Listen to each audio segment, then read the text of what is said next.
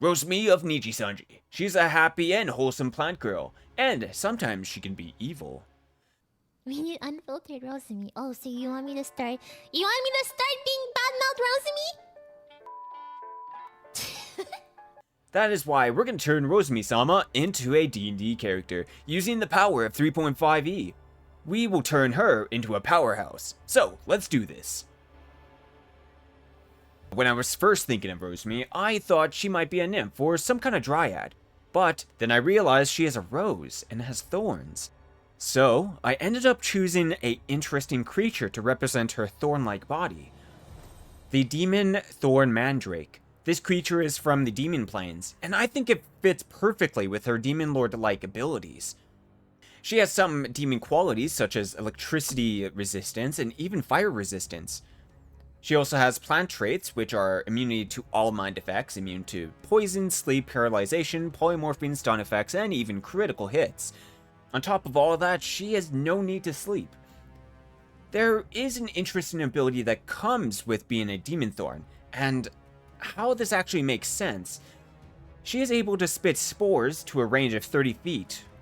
All living creatures take 1d8 damage as thorny growths burst from their face, and continue to deal damage each turn. If a creature dies while infected, they become a Demon Thorn, and I believe that is how Rosemi can take control of a body of her choosing, using the body as a puppet, placing a rose on top of her host.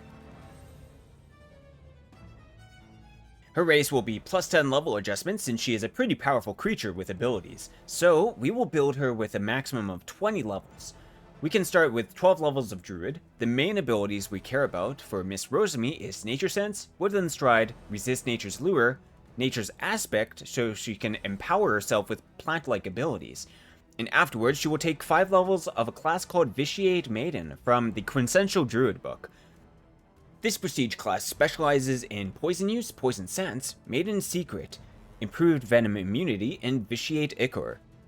She is a master at using deadly poison, and one of her main abilities is Death Blossom, which can transmute the mist and can be ingested, making it her extremely deadly.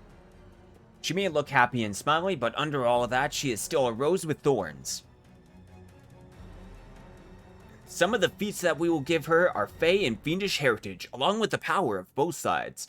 The Fey abilities will be her past, where she was once cultivated in a beautiful garden. And the Fiendish nature of her is her newest powers, as she is a demoness. She takes Sacred Vow and the Vow of Poverty. She is an expert at living with almost nothing but the bare minimum. Oh, that's good. What do you mean? Yeah, you good, you good. You just sounded like you were in a tunnel. It's because I have no furniture. No furniture? Wait. So you're just like in the middle of the room? Yeah, you know those memes where people are like, damn, you live like this? Rosemi-sama will gain skills in 2 professions, which are astronomy and gambler. I do vandalism, I have a crippling gambling addiction.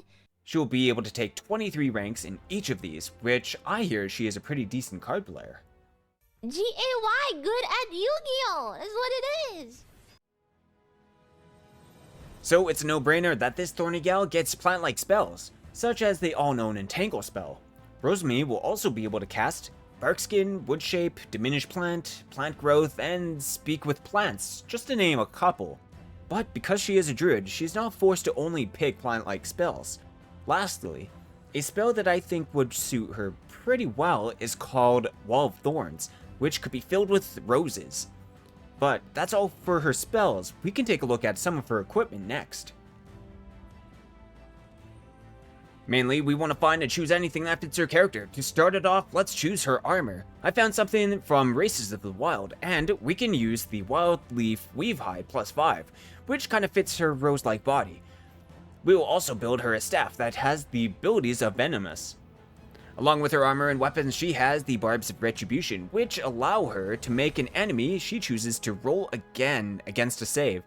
The Cloak of Thorns is a defensive item. Whenever an enemy hits her with a melee attack, the Thorn attacks back, and on top of that, she has the Amulet of Retribution. This item allows the wearer to deal half the damage she took back to the target. And for her shirt slot, not to be confused with the armor slot, is called the Burnous of 1001 Thorns. Increases her natural armor class, she gains bonuses against dehydration, and Rosemi can activate the special ability to sprout sharp thorns which deal damage while grappling. So, while up close and personal, she is a pretty dangerous person while wrestling. Rosemi-sama begins with high strength and an enormous amount of wisdom that builds up as she levels. Over time, with new experiences and learning new things, she gains much wisdom from her chat as she levels up. Her saves will be 17 fort, 7 reflex, 13 willpower. Her alignment is lawful good due to her nature of having a wholesome personality. Wait, just touch them together? Yeah, I can do it. That's not a hard thing to do, right? Huh? Wait, why are you guys saying no? Wait. She gains around 224 HP, and this is including her hit dice from her monster race. Her movement is around 30 feet per round, though I believe that leaves us with one last thing. What kind of creatures can she transform into? With the aspect of nature wild shape variant, instead of taking the form of animals, she's able to actually empower herself with powers such as agility, plant, and even poison, which she gains a bite attack. There are many others that she can use depending on her situation. Well, that is Rosemi-sama into D&D for you. If you enjoyed the video, give it a like, and if you want to see more VTubers turn into D&D characters, make sure to subscribe and let me know who you want to see next. We will see you next time in VTubers into D&D characters.